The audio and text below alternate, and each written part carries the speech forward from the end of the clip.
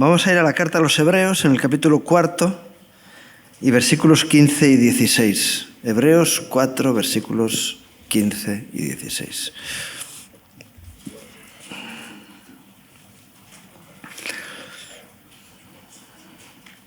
Dice así en la palabra: porque no tenemos un sumo sacerdote que no pueda compadecerse de nuestras debilidades, sino uno que fue tentado en todo según nuestra semejanza, pero sin pecado.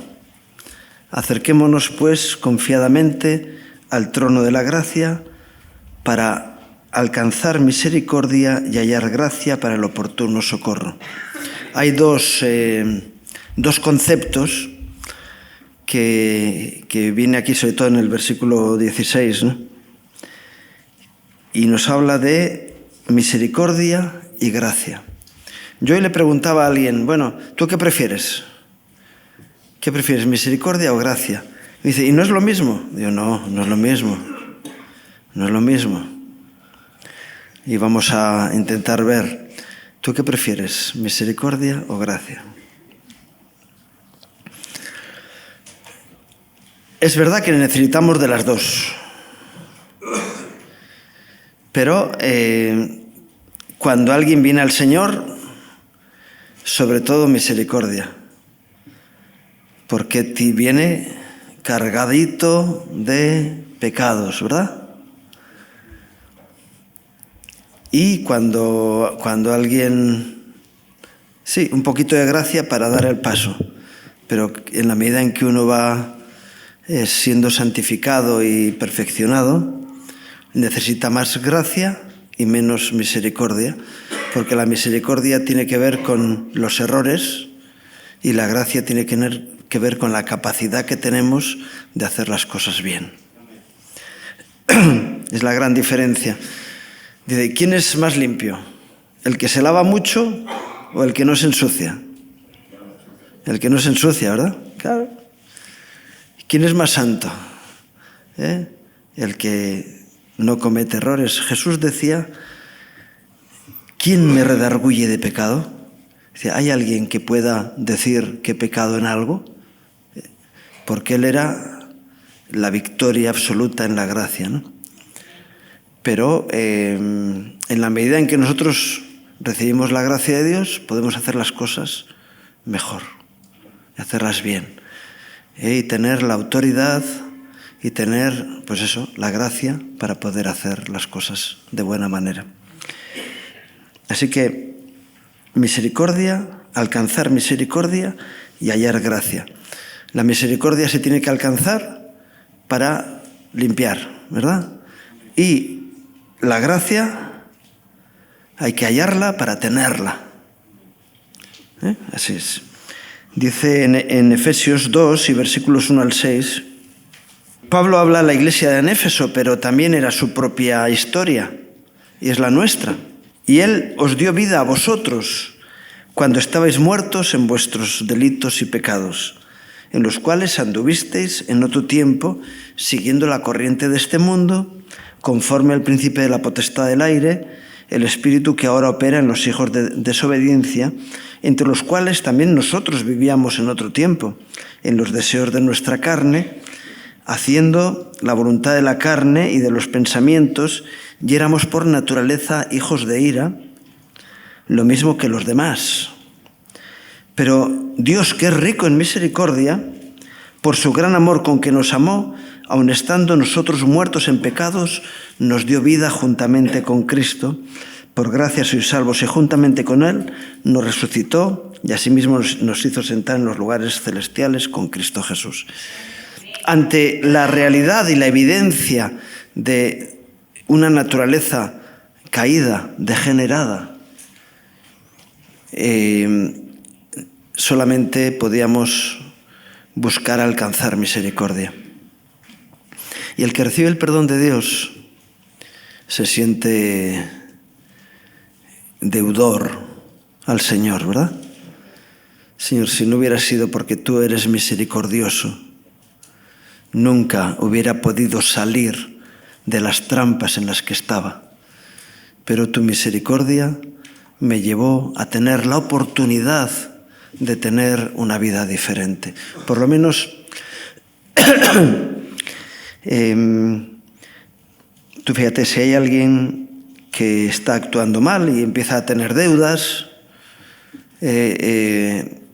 imagínate que alguien le dice, mira, hay una ley ahora que se llama la ley de la segunda oportunidad. Dice, vamos a dejar tus deudas a cero con tal de que a partir de ahora hagas las cosas bien. Esa primera parte es misericordia. Estar de acuerdo con la miseria de uno para darle la respuesta para que salga de ella. Pero claro, dices, ya, pero si yo con mi mala cabeza he llegado a tener las deudas que tengo, ¿cómo puedo a partir de ahora hacer las cosas de otra manera? Necesito gracia para poder actuar de una manera distinta. Porque si no, tarde o temprano voy a volver a hacer el agujero que hice antes, o a veces más grande. Dice la palabra que el viejo hombre, el hombre natural, está viciado. Y no sé si te ha pasado alguna vez que dejas de tomar algo y pasa el tiempo y te mantienes. No. Y hay un día que dices, hoy el homenaje. Y después es mucho más difícil dejar aquello que habías dejado la primera vez, ¿verdad? Los que han estado metidos en el mundo de la droga lo saben, pero bueno, en cualquier otra cosa, con los dulces, en el juego, yo qué sé, o cualquier otro pecado, ¿verdad? Me mantuve un tiempo, pero luego recuperé el tiempo perdido y lo hice peor que antes, ¿no? Esa realidad nos puede llevar a entender que vivimos en la misericordia de Dios, pero hay personas que dicen, como Dios es misericordioso, yo voy a aprovecharme de la condición de un Dios de misericordia y voy a seguir haciendo las cosas como las hacía antes, con tal de ir después y pedir perdón. Y bueno, tú sabes que el arrepentimiento y el perdón son gracia de Dios. Tú no puedes arrepentirte si Dios no te da la gracia del arrepentimiento. Y el que juega con la misericordia de Dios va a terminar sin misericordia. Porque el día en que le llegue el juicio personal, no va a estar en condiciones de pedirla. Hay un pasaje en la Biblia que dice, bueno, está en dos lugares, pero dice, yo endureceré el corazón de ellos para que no se arrepientan y me pidan perdón y yo los sane. Y algunos dicen, no, como Dios es misericordioso, pues cada día voy y vivo de la misericordia de Dios. Hay algunos que proclaman la sangre de Cristo, ¿verdad? No, la sangre de Cristo me limpia de todo pecado. Sí, pero también dice que el perro, el que tiene una naturaleza perruna, ¿qué hace? Se come su vómito. Es decir, lo que vomitó se lo vuelve a comer. Y la cerda lavada se vuelve a revolcar en el fango. Y lo que nos dice también la palabra es que esa persona que fue lavada, fue limpiada por la misericordia de Dios, después está 7 veces peor que antes. Porque jugar con la misericordia de Dios es un juego peligroso. Y yo he escuchado a hermanos decir, bueno, no te preocupes porque la sangre de Cristo me limpia de todo pecado. Sí, sí. Hoy, hasta hoy, no juegues con la misericordia de Dios, ¿no? Y hay más textos que hablan de esto, de la misericordia, ¿no? Tito 3, por ejemplo, versículos 3 al 5. porque nosotros también éramos en otro tiempo insensatos, rebeldes, extraviados, esclavos de concupiscencias y deleites diversos, viviendo en malicia y envidia, aborrecibles y aborreciéndonos unos a otros. Pero cuando se manifestó la bondad de Dios nuestro Salvador y su amor para con los hombres, nos salvó, no por obras de justicia que nosotros hubiéramos hecho, sino por su misericordia, por el lavamiento de la regeneración y por la renovación en el Espíritu Santo. Primero empieza con la misericordia, y el proceso de edificación de la vida de un hijo de Dios es ese. Empezamos por la misericordia que nos limpia. Y ese es el Evangelio que debe ser proclamado. El Dios de misericordia, no el Dios de juicio, sino el Dios de misericordia. Estamos en tiempo de gracia, donde la misericordia de Dios está todavía a disposición de las personas. Así que todavía hoy tus pecados los puedes ir limpiando por la misericordia de Dios para tu vida. Pero lo que decía antes, no juegues con ello. Y luego dice, por el lavamiento de la regeneración. Entonces, el proceso en el que Dios nos mete es un proceso de regeneración. La justicia de Dios se cumple cuando el que hurtaba no hurta más, sino que trabaja con sus manos para dar de comer a otros. Eso es un hecho real de que hay una gracia de Dios sobre la vida de una persona, el cambio, la regeneración de la vida. Y qué bueno que le pidamos al Señor que vaya regenerando nuestras vidas.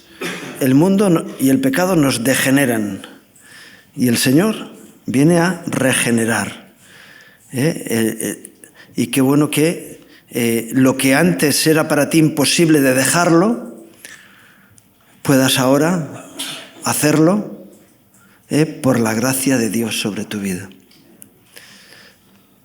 Dios quiere ayudarnos a cambiar, a ser diferentes. Yo sé que hay personas que dicen, es que tengo un carácter.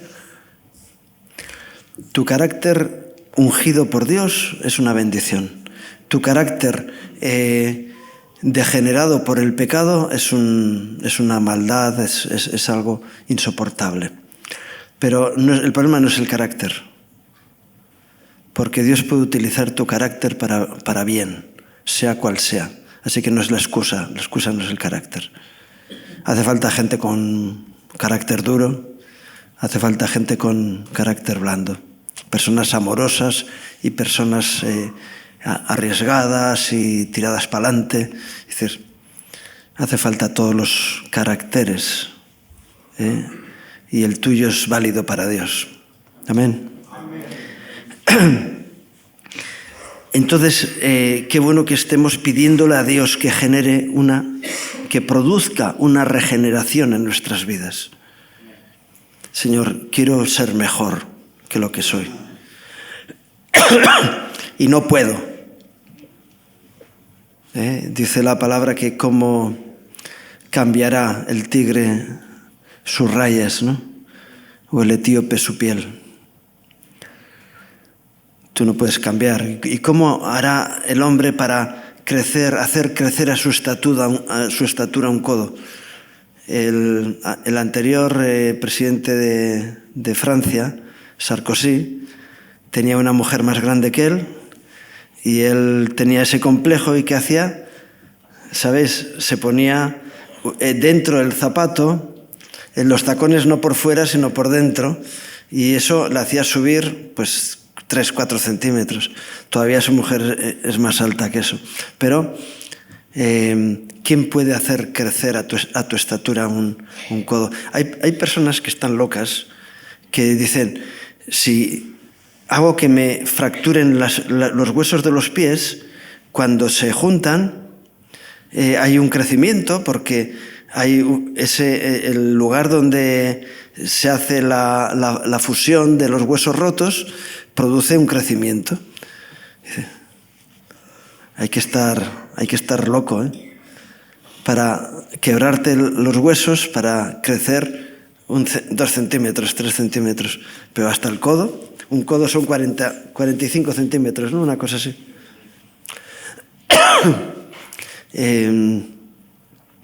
¿Por qué no estás contento con la estatura que tienes? Bueno, ya está, ¿no? Pero hay cosas en la vida en las que uno tiene que decir, yo quiero cambiar, quiero dejar de tener la lengua tan larga. Eso es fácil. ¿Tijera? No. Dice Santiago que nadie puede dominar su propia lengua, pero Dios sí puede producir ese control sobre tu lengua para que hables bendición y no maldición. Y bueno, definitivamente es en todas las áreas que uno dice, oye, yo quiero mejorar esto en mi vida, pero no puedo. Entonces puedo acercarme al trono de gracia, que es lo que hemos leído al principio, ¿verdad? Acercarme al trono de gracia para alcanzar misericordia y hallar gracia. Isaías se encuentra con Dios en una visión y dice, ay de mí, ay de mí, que siendo un hombre de labios inmundos y habitando en medio de un pueblo de labios inmundos, mis ojos han visto al Creador. Y todavía lo más duro fue cuando vio que el ángel se acercaba. ¿Te imaginas, no? Sale un ángel del trono de Dios, no sé qué le da el Señor tal, y él viene con un carbón encendido. Isaías estaría diciendo, aquí se acabó. Aquí, y sin embargo, yo he venido a regenerar tu boca, ya que tú eres consciente de tu degeneración. Yo traigo la gracia que produce la bendición en tu vida. Y eso es lo que tenemos que anhelar nosotros, ¿verdad? Señor, dame de tu gracia. No para que sea un gracioso, sino un agraciado, ¿verdad? Y dice, y por la renovación en el Espíritu Santo.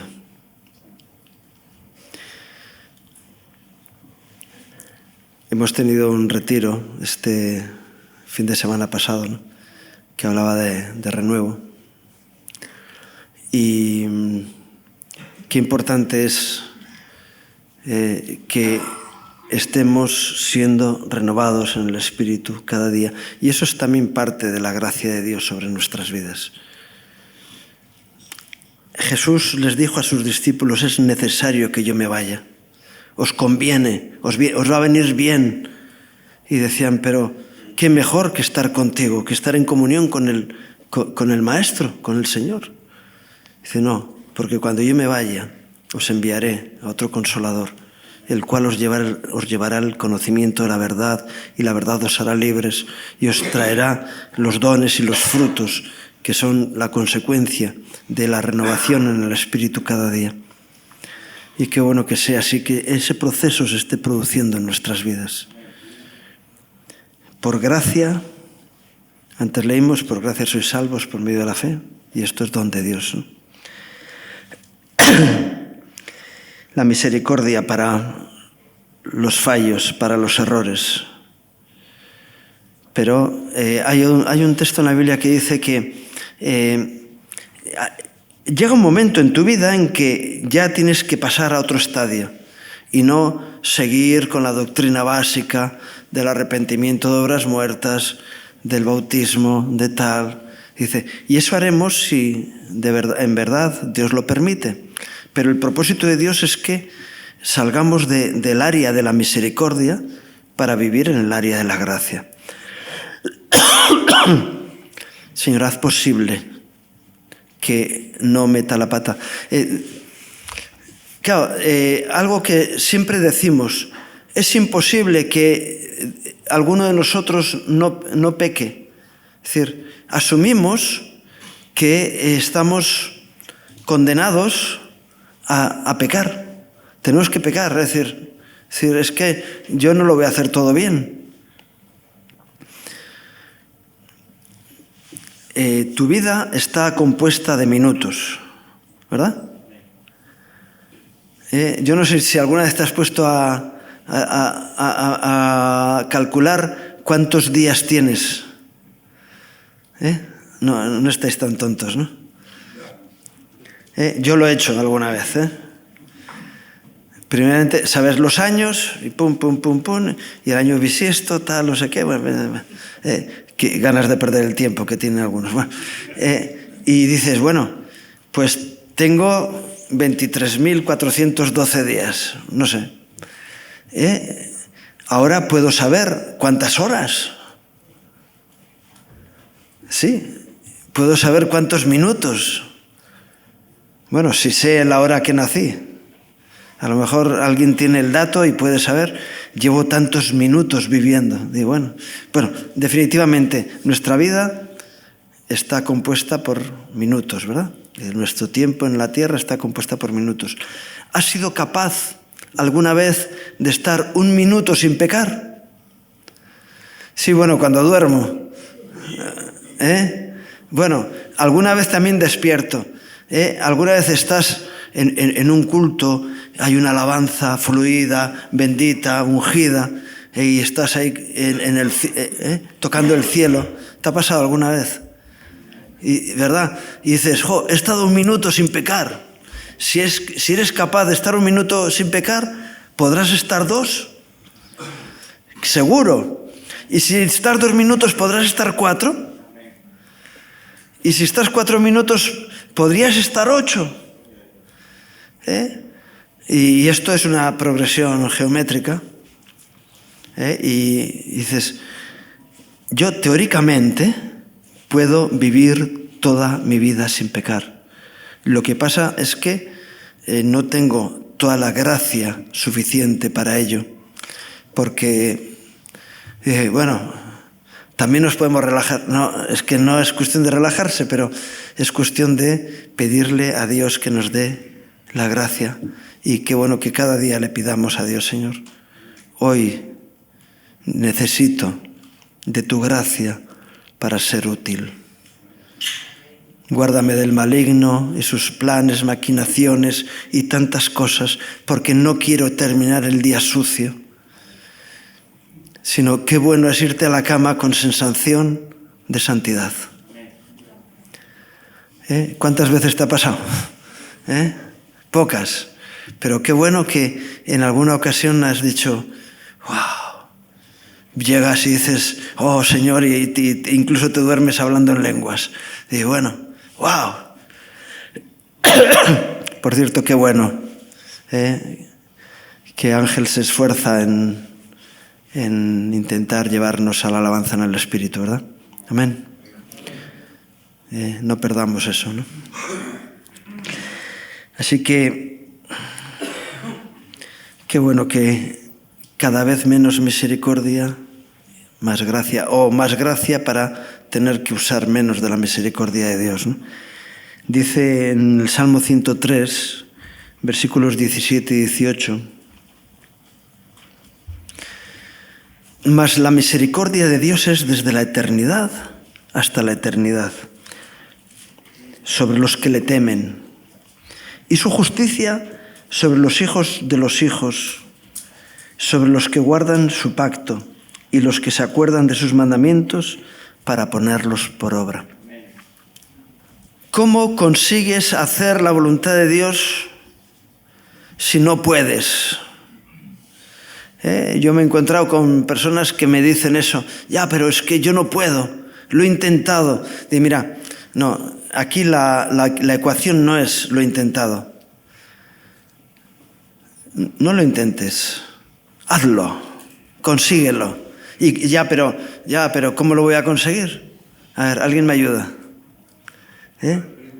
Con la gracia de Dios en tu vida. Qué bueno que nos acerquemos al trono de gracia y le digamos al Señor, yo quiero hacer las cosas bien. Ayúdame, dame la gracia. Señor, hasta aquí llego, hasta aquí ya he madurado, pero todavía me falta. El apóstol Pablo decía, no que lo haya alcanzado ya ni que ya sea perfecto, pero él tenía como meta la perfección. Pero una cosa hago, olvidando ciertamente lo que queda atrás, es decir, no viviendo de rentas. Oye, si me hubieras conocido y como me conoces ahora, algo he cambiado. Sí, pero no es suficiente, no te quedes ahí. prosigo por ver si logro asir, agarrar aquello por lo cual fui asido por Cristo Jesús. Anhelo de perfección, de mejorar. Y para eso, gracia de Dios para nuestras vidas. Dice Romanos 5, 20 y 21. Pero la ley se introdujo para que el pecado abundase. Mas cuando el pecado abundó, sobreabundó la gracia, para que así como el pecado reinó para muerte, así también la gracia reine para la justicia, por la justicia para la vida eterna mediante Jesucristo, Señor nuestro. La ley manifiesta el pecado. El pecado es anterior a la ley, pero no es imputable hasta que no hay ley, ¿no? Entonces, dice, cuando el pecado abunda, Dios nos da la oportunidad de entrar en este proceso. Misericordia, gracia. Misericordia y gracia. Empezar limpiándonos en la misericordia y luego perfeccionándonos en la gracia de Dios. Y el propósito es que, igual que por el pecado abundó la muerte o reinó la muerte, por la gracia de Dios se manifieste la vida. Y para eso está la Iglesia, para manifestar la vida. Yo cuando escucho, ¿no?, a algunos pastores que dicen, es que el mundo se ha introducido en la Iglesia. Dijo, es que esa iglesia no es una iglesia que vive en la gracia de Dios. No estoy pensando en cualquier otra congregación, estoy pensando en la nuestra misma. Porque una iglesia que vive en la gracia de Dios, ¿qué hace? La luz echa fuera las tinieblas. La gracia vence al pecado. Es decir, es así, ¿no? La gracia vence al pecado y entonces podemos estar limpios de cualquier contaminación que venga porque estamos viviendo en la gracia de Dios. En el momento en que dejas de pedirle a Dios que te ayude, la iglesia de la Odisea dice,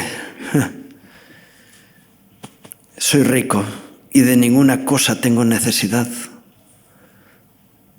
Eso decía el fariseo, ¿verdad?, que oraba en el templo. Gracias te doy, Dios, porque no soy como ese desgraciado. Yo pertenezco a la crème de la crème. Ayuno 2 días a la semana, imagínate, Dios. Y doy diezmos, por supuesto, de todo lo que gano. Y igual que la iglesia de la Odisea, ¿dónde estaba el Señor en la iglesia? Que estéis ahí todos tan contentos y yo estoy fuera. Una iglesia en la que no cabe el Señor. Qué tremendo, ¿verdad? Cuando se termina la construcción del tabernáculo y el día en que se consagra al Señor el tabernáculo, y luego con el templo ocurrió lo mismo, la presencia de Dios llenó aquel lugar y los sacerdotes no podían entrar. Ni los sacerdotes podían entrar, cuanto menos el diablo, ¿verdad? Que bueno, una iglesia que vive en la gracia de Dios es un sitio donde el diablo no tiene dónde estar. De tal manera que sirve para traer limpieza al mundo que le rodea. Hay una imagen al respecto que habla de los tiempos finales, que dice que del templo saldrá un río de agua de vida que llegará hasta el mar, es el río Jordán, y llega hasta el mar Muerto. Dice que llega hasta el mar Muerto porque dice que en En-Gadi, que es uno de los lugares donde se puede ir a bañarte en el mar Muerto, habrá tendederos de redes. ¿Eso qué significa? Yo soy de puerto de mar. Ahora ya no hay casi barcos de pesca, pero cuando yo era un crío,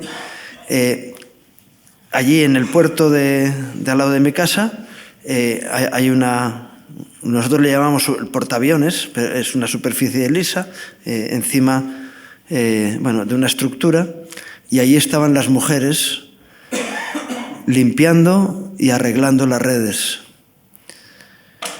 Y cuando las redes están tendidas, para que se sequen y para quitarlo, primero se tiene que secar, luego las algas y las cosas que hay se quitan, para tener la red otra vez en condiciones para poder echarla al mar y que vuelva a ser útil para pesca, ¿no? Y evidentemente, si hay un sitio donde se rompió, pues hay que zurcirlo, porque si no, por ahí el bacalao se escapa, y entonces no hay pesca. Entonces dice que en Engadey habrá lugares donde estén arreglando las redes. Eso quiere decir que el mar muerto, que es muerto, no tiene vida, bueno, a lo mejor hay alguna bacteria rara por ahí, pero no hay peces. Volverá a ser un sitio donde hay peces. Y eso simboliza al mundo de una iglesia que está en la gracia de Dios, que hace que el mundo se vivifique, porque la gracia de Dios está en medio nuestro. Y eso es lo que nosotros tenemos que anhelar. Señor, derrama tu gracia. El impacto que tiene nuestra iglesia en esta ciudad es pequeño. Sí, tiene impacto. El impacto que tiene nuestro ministerio en el mundo es pequeño, es más grande, claro, que en esta ciudad, pero habiendo más de 8.000 millones de personas en el mundo, nosotros llegamos a poco, ¿no? Pero Dios quiere, en su gracia, que la iglesia sea impactante y que nosotros, personalmente, podamos manifestar la gloria de Dios, porque su gracia está en nosotros. Y no solamente para vencer nuestros pecados personales y mejorar nuestra vida, sino para luego mostrar al mundo. Hoy escuchaba, y esto es de gente natural, dice, oye, cuando tú has superado una crisis, puedes ayudar a otros a que superen la suya. Cuando tú has vencido una enfermedad, puedes ayudar a otros que están pasando la enfermedad a salir de ella. Y cuando hay alguien que recibe sanidad, puede ayudar a otros a ser sanos. ¡Wow! Cuando alguien ha sido liberado del pecado, de la muerte, puede ayudar a otros a ir por el camino de la vida. Amén. Y termino con Juan 1, versículos 15 al 17. No, antes hay otro versículo. Es tremendo. El que voy a leer es tremendo. 2 Corintios 9, 8. Ya me lo pasaba. Y es que es tremendo. Para mí es de esas joyas que hay en la Biblia. 2 Corintios 9, 8. Y poderoso es Dios para hacer que abunde en vosotros toda gracia, a fin de que teniendo siempre en todas las cosas todo lo suficiente, abundéis para toda buena obra. Y es de esos textos que son absolutos. Poderoso es Dios para hacer que abunde en vosotros toda gracia. Dios tiene la capacidad de hacer que tú puedas tener toda gracia en tu vida. No que seas alguien mediocre, sino que Dios te dé cualquier nivel de gracia, a fin de que teniendo en todas las cosas todo lo suficiente. No tengo, vete a buscar en otro lugar. No, en todo, todo. Ahí no hay lugar a situaciones intermedias. Y Dios dice que, la palabra dice que Dios es poderoso para que tengamos toda la gracia para todo. Señor, todavía no hemos llegado a eso. ¿cuánto nos gustaría? Es decir, ¿cuánto nos gustaría? No, ¿cuánto nos gustaría? ¿Realmente queremos tener toda la gracia? ¿Realmente anhelamos tener toda la gracia? ¿O vamos a estar justificándonos y volviendo al sistema? Decir, bueno, el Señor sabe que soy débil. Él ha puesto su honra en vasos de barro. Sí, pero no para que deshonremos la presencia de Dios, sino para que con su presencia nuestro barro sea honrado por la gloria de Dios, ¿verdad? Abundéis para toda buena obra. Dios tiene gracia suficiente para darnos a cada uno de nosotros para poder hacer cualquier cosa que el Señor ponga delante nuestro. ¡Wow! Dices, Señor, tú eres el motor suficiente para nuestras vidas. Y ahora sí termino con Juan 1:15 al 17. Porque Jesús se acerca a Juan Bautista y Juan Bautista proclama con respecto a Jesús. Juan dio testimonio de él y clamó diciendo, este es de quien yo decía, el que viene después de mí es antes de mí, porque era primero que yo. Porque de su plenitud tomamos todos y gracia sobre gracia. Pues la ley por medio de Moisés fue dada, pero la gracia y la verdad vinieron por medio de Jesucristo.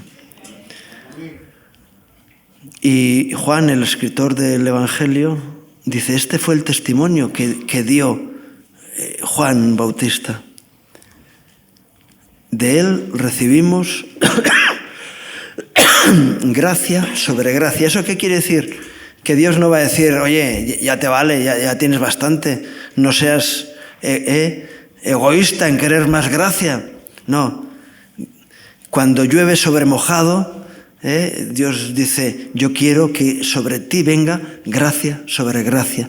No has cubierto toda la posibilidad de gracia que Dios tiene para tu vida. Puedes tener más. Y qué bueno que digamos, yo quiero más gracia.